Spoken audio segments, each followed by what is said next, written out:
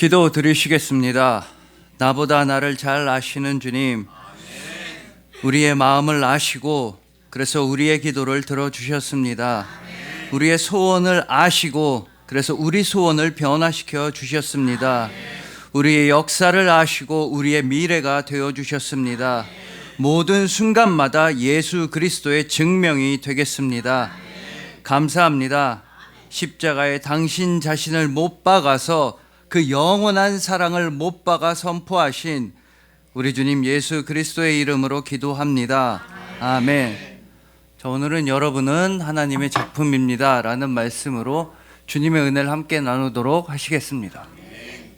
여러분, 2014년도에 이 노르웨이의 오슬로시에서는 미래도서관이라는 프로젝트를 하겠다고 발표했습니다. 왜 미래도서관이냐? 2014년도부터 이제 세계적으로 유명한 작가들 한 명을 선정해서 그 한 명의 작가에게 원고 한 편을 받기로 합니다. 대신 단 한 번도 어디 발표된 적이 없는, 어디 공개된 적이 없는 미발표 원고를 한 편씩 2014년도부터 받기로 한 겁니다. 그래서 그 세계적인 작가의 미공개, 미발표된 원고를 받아서 이 오슬로 시도 발표하지 않습니다. 2015년도에도, 2016년도에도, 2017년도에도 계속해서 세계적인 작가 한 명을 선정해서 미발표 원고를 받고서는 오슬로 시는 발표하지 않습니다. 언제까지? 2114년도까지. 2114년도까지 발표하지 않습니다. 매해 한 명의 작가로부터 한 편의 원고를 받아서 차곡차곡 도서관의 비밀의 방에 보관해 두었다가 100년이 되던 해 2114년도에 미리 심어두었던 1000그루의 가뭄비 나무를 베어서 100편의 원고를 100년 만에 짠!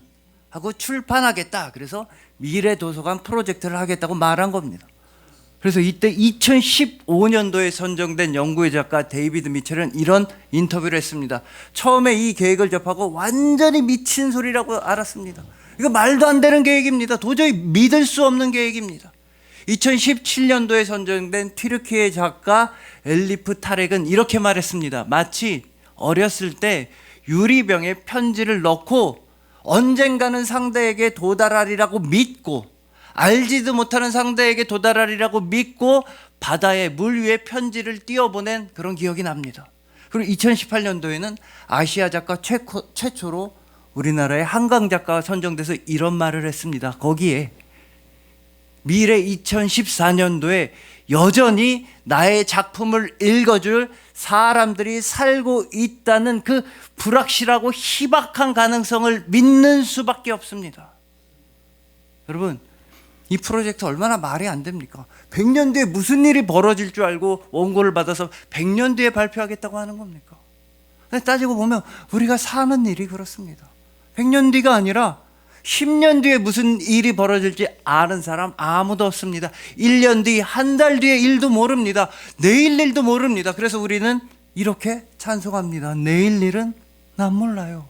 장래일도 몰라요. 우리는 내일 일도 모르고 이따 1시간 뒤에 일도 모르고 미래 어떤 일이 벌어질지 전혀 알지 못합니다. 우리가 아는 건 어쩌면 아무것도 없습니다. 미래에 관해서. 하지만 우리는 이 한 가지 사실만큼은 알고 고백합니다. 내일 일은 난 몰라요. 장래일도 난 몰라요.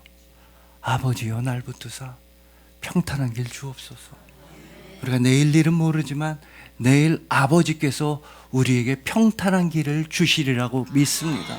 오늘 일도 모르지만 오늘 아버지께서 우리에게 평안한 길을 보여주시리라 믿으며 기도합니다. 장래일, 앞으로일 우리 전혀 알지 못하지만 하나님께서는 가장 좋은 길을 보여주시리라 믿으며 우리는 예배하고 있는 겁니다. 저에게도 특별한 믿음이 있습니다.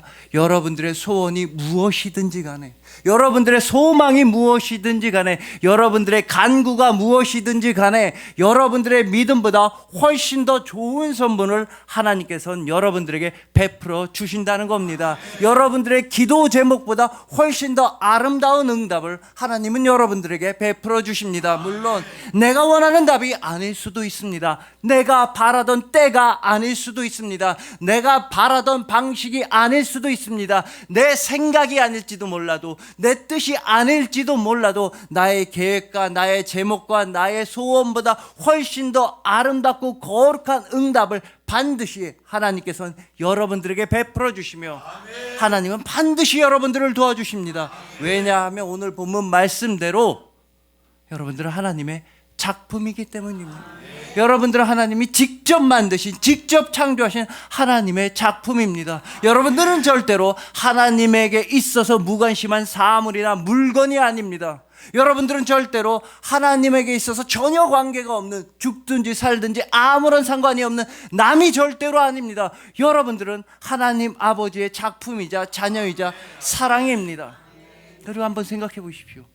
이 말도 안 되는 100년짜리 프로젝트, 첫 해에 선정된 작가는 되게 신나고, 아까 말한 작가죠, 막 이거 미친 짓이네, 기쁨과 설렘, 떨림, 흥분, 이런 걸 지수로 표현하면 아마 100점이었을 겁니다. 하지만 이 사람은 100% 확실하게 자신의 작품이 출간되는 건 못 볼 겁니다. 100년 뒤에 어떻게 출판되는 작품을 보겠습니까?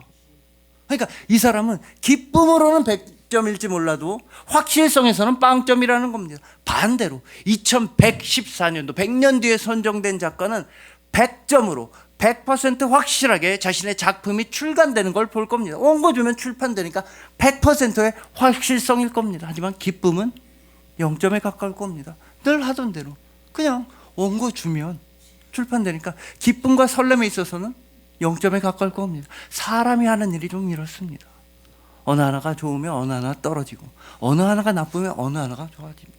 그러니까 기쁨이 100점이면 확실성이 0점에 가깝고, 확실성이 100점이면 기쁨과 설렘이 0점에 가까운 거예요. 쉽게 말해서 즉석 복권 생각하시면 됩니다. 당첨 확률 100%, 1,000원 냈는데 100% 당첨되는 복권이 있습니다. 대신 당첨금도 1,000원. 당첨은 100% 되지만 뭐가 재밌어요? 못하러 합니까? 하지만 당첨 확률이 0에 가까워서 1,000원 냈는데 막 100억 준다. 당첨되면 얼마나 기쁘겠습니까? 하지만 당첨 안 됩니다. 당첨된 확률은 0에 가깝습니다.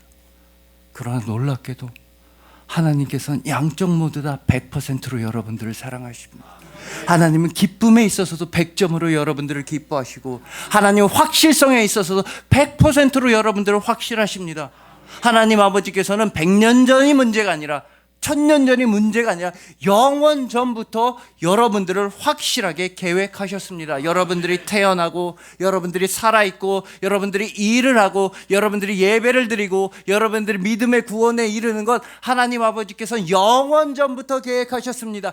영원 전부터, 아주 오래전부터 계획하셨는데도 100%의 확실성으로 하나님은 여러분들을 이 땅에 태어나게 하셨습니다. 즉 여러분들의 존재는 우연이 아니라는 겁니다. 긴가민가가 아니라는 겁니다. 어쩌다 태어나고 어쩌다 예배드리는 게 절대 아니라는 겁니다. 여러분들은 하나님 아버지의 섭리입니다. 여러분들은 하나님 아버지의 계획을 따라서 구원에 이르는 믿음을 얻게 됐습니다. 그렇게 확실한데도, 100%로 확실한데도 하나님 아버지께서는 동시에 여러분들을 100%로 기뻐하십니다. 여러분들의 탄생 알고 계셨지만 여러분들이 탄생하실 때 100%로 기뻐하셨으며, 여러분들의 삶을 알고 계셨지만 100%로 여러분들의 예배와 여러분들의 믿음을 너무나도 기뻐하십니다. 오로지 그리스도 예수의 은혜로 말미암아 가능한 일입니다. 예수님은 친히 이 땅에 오셔서 여러분들을 100%로 이해하시고 100%로 용서하셨으며 100%로 사랑하십니다. 그 예수님의 은혜로 말미암아 여러분들은 영원토록 하늘나라에 전시되는, 여러분들은 천국의 작품이 되었습니다. 그리고 그 천국의 작품명은, 여러분들의 삶이라는 천국의 작품의 이름은 딱 하나, 오직 그리스도인입니다. 그래서 오늘 본문 말씀을 통해서 내 삶의 의미는 분명히 있습니다. 나는 우연이 아닙니다. 나는 어쩌다가도 아니고, 나는 실수도 아니고, 나는 확률도 아닙니다. 나는 하나님 아버지의 계획입니다. 나는 하나님 아버지의 섭리를 따라 살아가고 있습니다. 나에게는 천국의 의미가 있습니다. 고백하는 우리 모두가 되기를 소망해 봅니다. 우리 주님 예수 그리스도의 은혜에 힘 입어서 영원토록 하늘나라에 전시되는 천국의 작품이 되신 여러분들을 주님의 이름으로 축복합니다.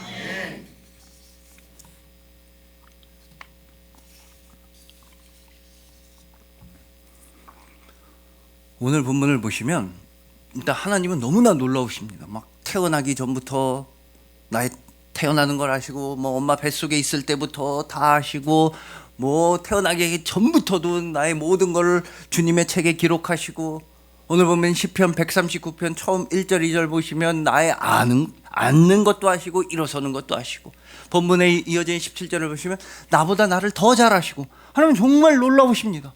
모르는 게 없으시고 못하실 일이 없으십니다. 근데 이게 우리가 믿는 하나님에 대한 신앙 고백의 기초입니다. 우리 믿음의 내용의 기초입니다. 하나님은 전지전능하십니다. 하나님은 못하실 일이 없으시며 모르는 게 없으십니다. 하나님은 완벽하게 선하시며 하나님은 영원토록 거룩하십니다. 우리는 그런 분을 믿는 겁니다. 그래서 다른 말로 하자면 하나님께서는 어쩌면 세상 사람들이 보기엔 정말 힘들어 보이는 일도 하나님은 쉽게 하실 수 있다는 겁니다.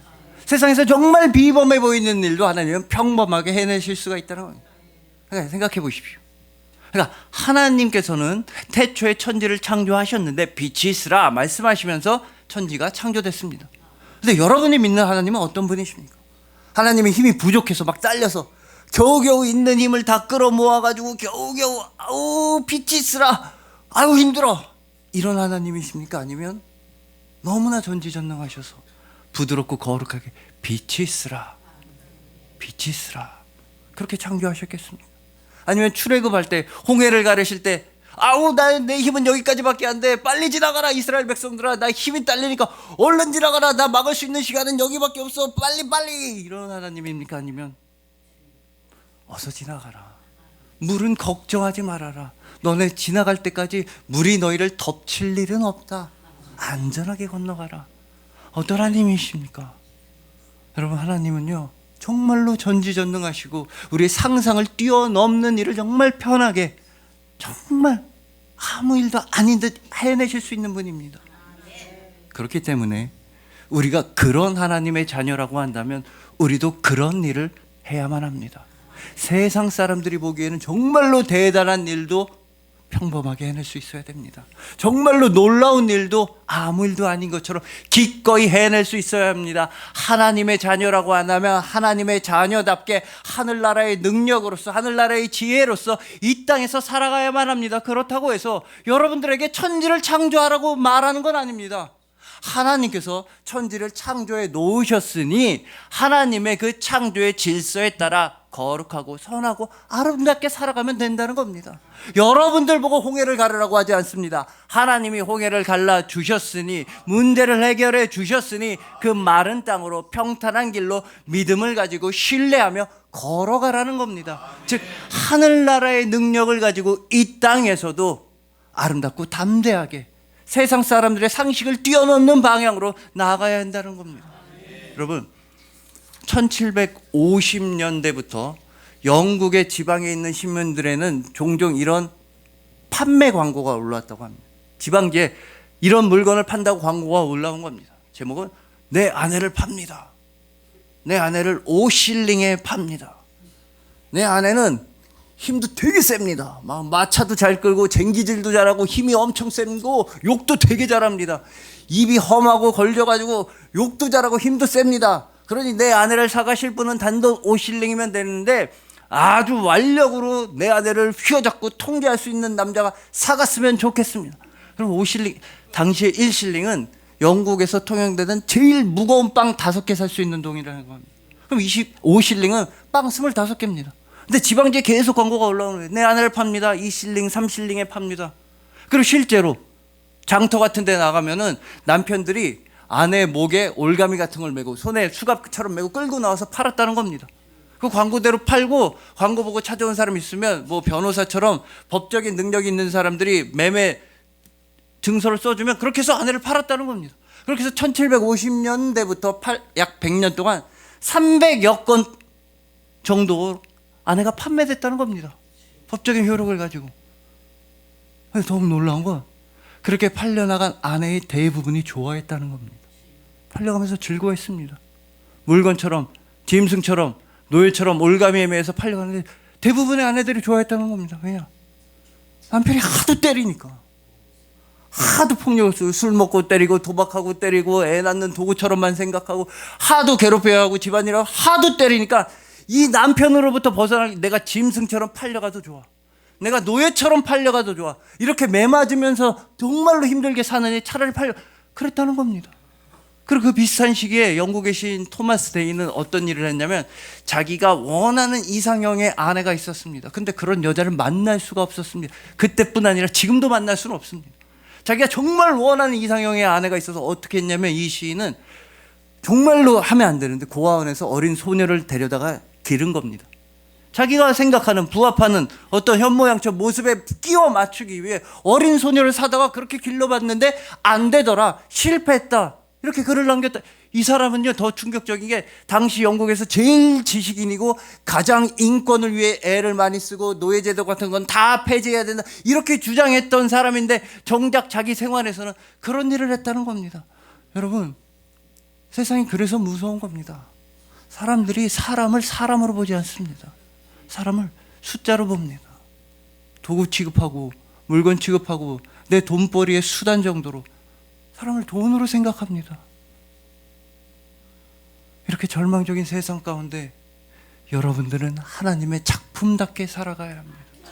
정말 모든 사람들과는 반대 방향으로, 모든 사람들이, 모든 세상이 사람을 그저 돈벌이 수단으로만 여기고 사람을 그냥 숫자로만 볼 때 여러분들만큼은 다른 영혼들을 하나님의 작품으로 볼 수 있어야 한다는 겁니다. 내가 하나님의 자녀니까 저들도 하나님의 자녀다. 내가 하나님의 작품이니까 저들도 하나님의 작품이다.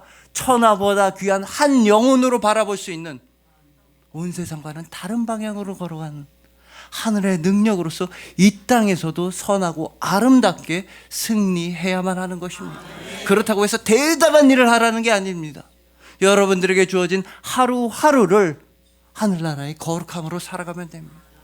여러분, 옛날에 친구 3명이 얘기하다가 싸우기 시작했다는 겁니다. 서로 자기 직업이 더 좋다 막 싸우기 시작하다가 3명이 어떻게 싸웠냐면, 첫 번째 친구는 건축가인데, 야, 세상에서 제일 오래된 직업, 제일 옛날부터 있던 직업이 뭔 줄 알아? 건축가야. 아니, 의사가 처음에 그랬습니다. 의사란 말이야. 의사가 제일 오래된 직업이야. 너네 창세기 안 읽어봤어? 하나님이 아담을 재우시고 뭐 했어? 갈비뼈를 빼셨잖아. 그 외과 수술이야. 마취시키시. 하나님의 제일 처음 직업이 의사셨단 말이야. 그러니까 의사가 제일 오래됐어. 그러니까 그걸 듣고 있던 건축가 친구가, 아니야, 건축가가 더 오래됐어. 하나님이 아담을 만드시기 전에 천지를 창조하셨잖아. 온 세상을 건축처럼 창조하신 거라고. 하나님의 첫 번째 직업은 건축가셨어. 그러니까 우리 건축가가 최고야. 그 말을 듣고 있던 나머지 친구가 씩 웃으면서 이렇게 말했습니다. 나 지금 뭔지 알지? 나 지금 뭔지 알 거야, 너네. 야, 아담 이전에, 천지 창조하기 이전에 뭐가 있었어? 창세기 1장 2절에서 뭐라고 말씀하시니? 땅이 혼돈하고 공허했대잖아. 이거 우리밖에 못해. 나 정치인이야. 정치인들만 이렇게 땅이 혼돈하고 공허하게 만들 수가 있는 거야. 그러니까 최초의 직업은 정치인이란 말이야. 혼란을 가져온 건 우리야. 여러분, 이거 물론 농담으로 만든 얘기겠지만 이 정치인처럼 살아서는 안 되는 겁니다. 우리에게 주어진 소명은 하나님께서 주어주신 소명으로서 우리의 가정과 우리의 일터와 우리의 직장과 내가 만나는 모든 사람들을 하나님 아버지께서 보내주신 소명으로 여기고 아름답게 살아가야만 하는 것입니다. 즉, 우리의 일상 가운데서도 하나님의 능력이 드러나야 됩니다. 그리고 이걸 가장 아름답게, 가장 극적으로 드러난 사례가 바로 성육신입니다. 여러분, 예수님은 하늘나라의 모든 능력을 가지고 계셨습니다. 그 능력으로 성공하셨던 일이 무엇입니까? 평범해지기. 우리랑 똑같은 육신을 입으시는데 예수님은 성공하셨습니다. 하늘나라의 능력을 가지고서도 그 모든 비범함을 가지고 성공하셨던 게 가장 평범해지는 일이었습니다. 왜냐하면 우리랑 똑같은 인간이 되심으로써, 이게 히브리서의 주제 중 하나인데, 예수님은 우리를 100%로 이해하시고 우리랑 똑같은 육신을 입으심으로써 예수님은 우리의 모든 죄악을 다 대신해서 짊어지시고 십자가에서 죽으심으로써 여러분들을 구원해 주셨던 것입니다. 그러니 부디 이 세상과는 다른 방향으로 하나님의 작품과 자녀다운 방향으로 나아가시길 소망합니다. 모든 곳에서 모든 영혼들을 하나님의 작품으로 대하시길 소망하는 것입니다. 예수 그리스도의 성육신으로 말미암아 100%의 이해와 100%의 용서와 100%의 사랑을 받게 되신 여러분들을 주님의 이름으로 축복합니다.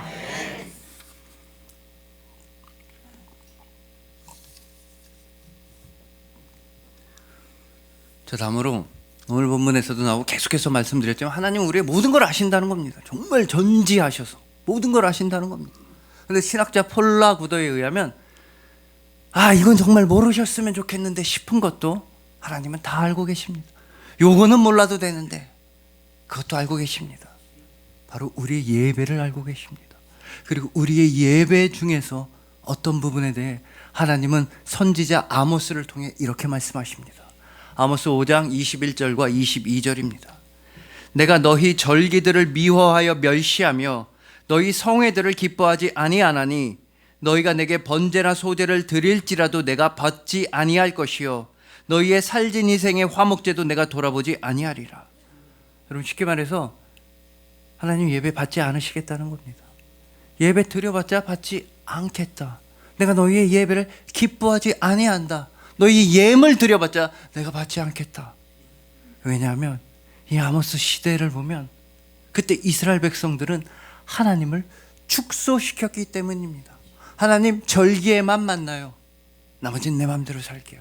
하나님 유월절에만 만나요. 하나님 장막절에만 만나요. 하나님 속죄일에만 만나요. 하나님 그때에만 만나요. 나머지는 내 마음대로 살겠습니다. 우리도 그러고 있지 않습니까? 하나님을 축소시키고 있지 않습니까? 무슨 12시에 만나요 브라보콘도 아닌데 하나님 주일에만 만나요. 평일은 내 마음대로 살겠습니다. 하나님 예배 시간에만 만나요. 직장에서 내일은 내가 잘합니다. 내가 알아서 하겠습니다. 하나님 기도 드릴 때만 만나주세요. 나머지는 좀 나를 내버려 두세요. 여러분, 그러면 하나님은 우리 예배를 기뻐하지 않으십니다. 하나님을 축소하는 걸 하나님은 원하지 않으십니다. 이걸 다른 말로 해보자면 하나님은요, 여러분들의 주일만큼이나 여러분들의 월요일에도 관심이 있으시다는 겁니다. 하나님은 여러분들의 예배 시간만큼이나 여러분들의 일상 시간에도 관심이 있으시다는 겁니다. 하나님은 여러분들이 기도드리는 그 시간에만 관심이 있으신 게 아니라 월요일부터 토요일까지 모든 시간과 모든 순간을 사랑의 눈으로 바라보고 계십니다. 그러니 우리도 언제나 믿음과 사랑을 하나님께 올려드려야만 하는 것입니다. 여러분, 소망교회 김경일 목사님의 책에는 이런 이야기가 있습니다. 미국에 있는 이민교회에서 사역하실 때 그 교회 어르신들이 모여서 회의를 한 적이 있다는 겁니다. 회의를 왜 했냐면 요새 젊은 사람들이 청년들이 교회에 너무 안 나온다. 우리는 이민 와서 그렇게 힘들고 가난하고 배고플 때에도 열심히 신앙생활해서 이만큼 살게 된 것 같은데 이 청년들이 젊은 다음 세대가 교회에 너무 안 온다. 이거 위기다. 어떻게 된 거냐. 그래서 거의 손주뻘 되는 20살 청년 몇 명을 제발 와달라고 해서 그래 너네 의견도 들어보자. 너네 도대체 왜 교회 안 나오니? 물어본 겁니다. 그래서 한 청년이 이렇게 말해요. 저 솔직히 말씀드릴게요. 저 어렸을 때는 교회 열심히 나갔습니다. 막 중고등부에서 찬양하고 예배드리는 거 너무 좋았습니다.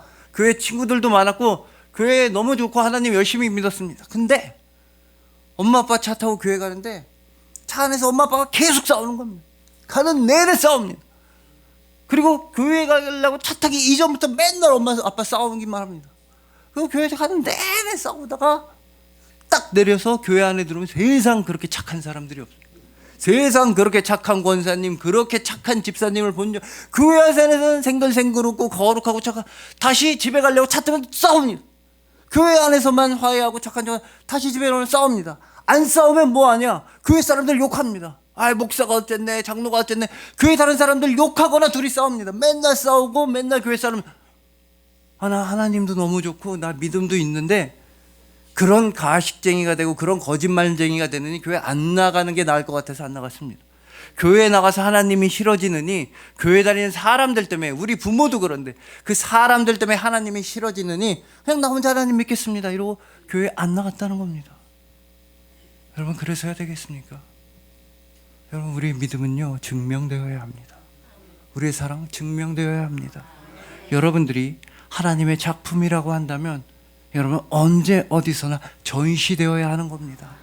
여러분들을 교회 안에서만 숨겨두고 예배 시간 안에서만 믿음이 드러나고 작품이 증명되면 안 되는 겁니다. 여러분의 일터에서도, 여러분들의 가정에서도, 여러분들의 평일에도 여러분들의 믿음이 증명되어야 합니다. 세상의 빛과 소금이라고 한다면 세상의 빛과 소금, 세상 안에서 빛을 발하여야 하며 사람들 안에서 소금다운 맛을 내야 하며 예수님의 제자라고 한다면 배운 그대로 어디서나 예수님의 사랑을 드러낼 수 있어야 한다는 겁니다.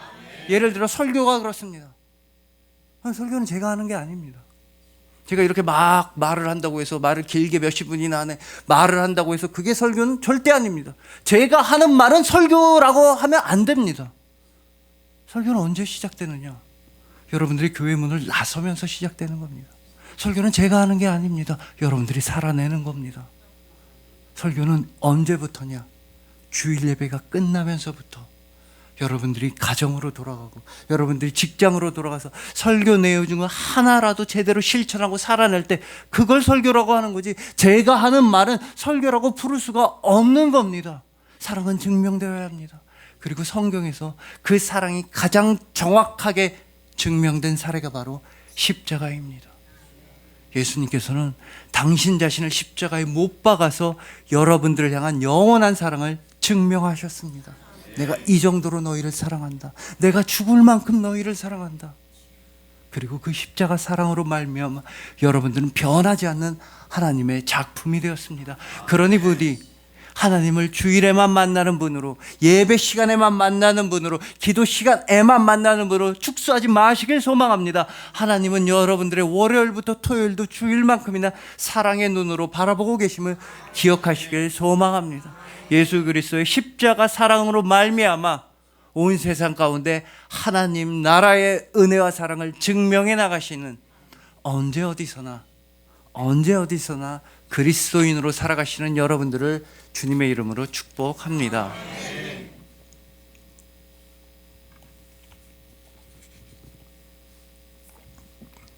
자, 이제 마지막으로 오늘 설교의 제목이 여러분은 하나님의 작품입니다 이건데, 그러면 하나님의 작품이 하나님이 어떻게 만드셨는지, 여러분들을 하나님이 어떻게 만드셨는지 본문 13절은 이렇게 말씀합니다. 주께서 내 내장을 지으시며 나의 못에서 나를 만드셨나이다. 나를 만드셨나이다. 그러니까 하나님이 여러분을 만드셨으니까, 직접 창조하셨으니까 여러분은 하나님의 작품이라는 겁니다. 근데 영어 성경 NIV 성경은 이 원문을 맛을 잘 살려서 진짜 기가 막히게 번역을 하고 있습니다. 23절에 나를 만드셨나이다를 영어 성경이 뭐라고 번역했냐면 knit me together라고 했습니다. 어렵죠? knit 스펠링이 뭐냐 그러면 KNIT입니다. 그래도 어렵죠. knit, 스웨터, knit T. 그러니까 막 목도리, 뜨개질로 하는 knit. 그러니까 하나님이 여러분을 만드셨을 때 어떻게 만드셨냐고 표현하냐면 스웨터를 뜨듯이, 그러니까 한 올 한 올, 그냥 공장에서 우르르 그냥 천을 찍어내고 그냥 도매급으로 받아오신 게 아니라 하나님이 직접 여러분들을 한 올 한 올, 여러분들의 부분, 여러분들의 삶의 모든 순간을 하나님이 직접 만드셨으니까 여러분들 하나님의 사랑받는 작품이라는 겁니다. 그리고 이거 한 올 한 올, 한 땀 한 땀, 요 대사가 유명해진 드라마가 있습니다. 옛날에 한 15년쯤 중에 시크릿 가든이라는 드라마에서 막 엄청 잘생긴 배우 현빈이, 이 추리닝은 마냥 댁들이 무시할 만한 그런 추리닝이 아니야. 이태리 장인이 한 땀 한 땀 정성 들여서 만든 그런 추리닝이야 막. 그래서 그 대사가 유명해지고 인기가 엄청 많았다는 드라마가 있는데 저는 그 드라마를 싫어합니다. 그러니까 왜 싫어하냐면 그 주인공들 현빈 배우의 연기가 별로라서, 아니면 연출이 별로라서, 내용 극본이 별로라서 싫어하는 게 아닙니다. 안 봤습니다. 안 봤는데 어떻게 그런 걸로 평가하겠습니까? 그런데도 들어보시면 싫어할 만한 이유가 이해가 가실 겁니다. 그러니까 그 드라마 엄청 히트치고 막 주인공들이 막 난리가 나고 엄청 인기가 많을 때 그때 저는 대학원에 다니고 있었습니다. 근데 대학원에서 새로 수업을 가거나 어디 모임에 가면은 자기소개를 하지 않습니까? 아, 안녕하십니까. 저는 무슨 몇 학번이고 조직신앙을 전공하고 이름은 뭐 김주원이라고 합니다. 그러면 사람들이 확 웃는 겁니다. 막 요새 말 우참 막 실패 막 웃고 막 이러고 이상하게 보는 겁니다.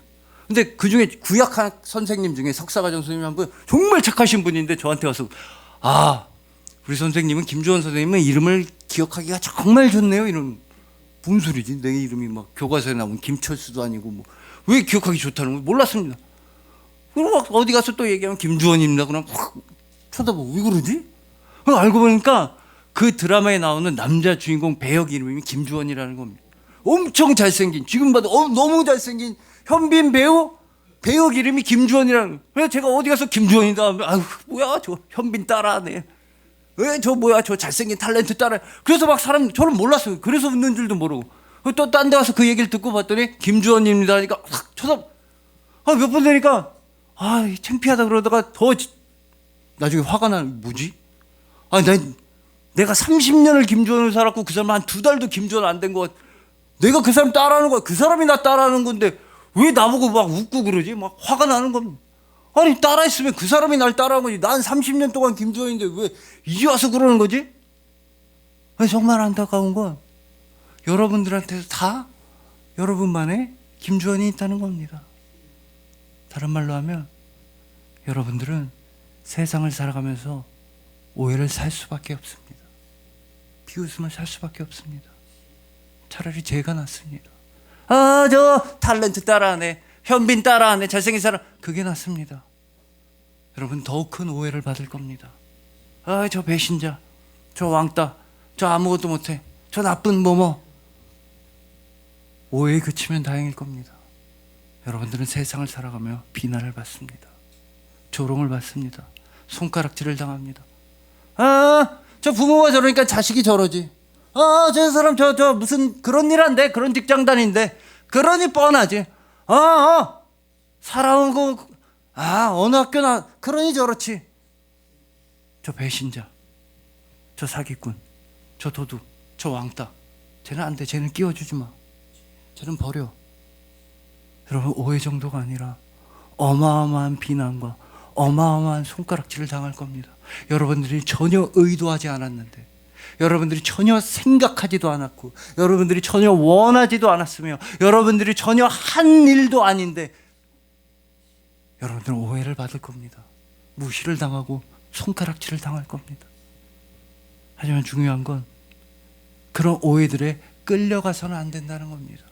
세상 사람들이 여러분들에게 더 쉬운 모습에 오히려 딸려가서는 안 된다는 겁니다. 사람들이 여러분들을 손가락질하고 비난하는 모습으로 여러분들이 그런 식으로 형성되어 가서는 안 된다는 겁니다. 거꾸로 가서는 안 된다는 겁니다. 왜냐? 하나님은 절대 여러분들을 그렇게 창조하지 않으셨습니다.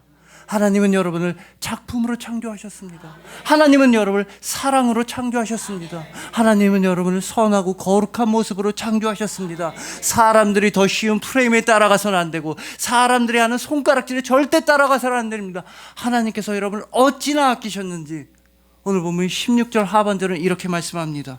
나를 위하여 정한 날이 하루도 되기 전에 주의 책에 다 기록이 되었나이다. 여러분은 주님의 책에, 하늘나라 생명책에 다 기록되었습니다. 그래서 저는 오늘 설교를 앞두고 이 본문 말씀을 두고 이런 불경건한 상상을 한번 해보았습니다. 주께서 허락하신다면 이런 무엄하고도 무지한 상상을 한번 해봤습니다. 오늘 본문 13절에 knit me together, 하나님이 나를 만드셨습니다. 하나님께서 한 올 한 올, 한 땀 한 땀 정말 정성을 다해서 여러분들을 만들고 빚어가시고 창조하시는 그 모습을 하나님께서 직접 디자인하시고, 하나님께서 직접 만드시고, 하나님께서 점점 더 완성해 가시는 한 올 한 올, 여러분들의 모든 삶을 하나님께서 맞춰 가시는 그 모습을 한번 상상해 보았습니다. 오늘 본문 16절에 주의 책에 기록되었나이다. 정말 불경건하지만 하나님께서 직접 여러분들을 하늘나라 생명책에 기록하는 상상을 해보았습니다. 사랑의 눈으로 정성을 담아서 온 마음을 다하셔서 하나님이 여러분들의 이름을 생명책에 기록하는 상상. 한 글자 한 글자, 한 획 한 획, 하나님께서 그 기쁨을 감추지 못하시며 여러분들의 이름을 하늘나라 생명책에 기록한 상상을 해보았습니다. 그리고 하나님께서 여러분의 이름을 생명책에 기록하실 때 사용하셨던 그 펜의 이름은 예수 그리스도의 십자가 말고는 없습니다. 여러분들의 이름 지워지지 않도록 하늘나라 생명책에 확실하게 기록된 여러분들의 이름을 쓴 그 잉크, 예수 그리스도의 십자가 보혈밖에 없습니다. 여러분, 예수님은 정말로 여러분을 사랑하십니다. 예수님은 하늘나라의 모든 것을 다 버리시고 대신에 여러분들이 하늘나라의 생명책에 기록될 만큼 여러분들을 사랑하십니다. 예수님은 그 피를 다 쏟으셔서 여러분들을 구원하실 만큼 여러분을 사랑하십니다. 예수님은 당신의 생명을 버리셔서 십자가에서 죽임을 당하시면서도 여러분들한테만큼은 생명을 주실 만큼 예수님은 여러분을 사랑하십니다. 여러분, 예수 그리스도의 작품입니다. 여러분, 예수 그리스도의 시간입니다. 여러분들은 우리 집 예수 그리스도의 변하지 않는 영원한 사랑의 작품입니다. 기도드리시겠습니다. 나보다 나를 더 잘 아시는 주님, 우리의 과거를 아시고서도, 우리의 현재를 아시고서도, 우리의 미래를 아시고서도, 그 모든 것을 다 아시고서도 사랑한다 말씀하시니 감사합니다. 과거에도 현재에도 앞으로도 영원토록 사랑한다 말씀하시니 감사합니다. 우리의 월요일부터 토요일까지 주일이 되게 하여 주시고, 우리의 하루하루가 예배가 되게 하여 주시고, 우리의 앉고 일어섬이 기도가 되게 하여 주시니 감사합니다. 하나님을 주일에만 만나는 분으로 축소시키지 아니하고 모든 시간과 모든 공간에서 하나님을 만나며 모든 순간마다 그 사랑을 증명하겠습니다. 우리는 하나님의 작품입니다. 우리는 예수 그리스도의 보혈로 새겨진 사랑의 작품입니다. 우리가 바로 예수 그리스도의 시간입니다. 십자가에 당신 자신을 못 박아 영원한 사랑을 못 박아 선포하신 우리 주님 예수 그리스도의 이름으로 기도합니다. 아멘.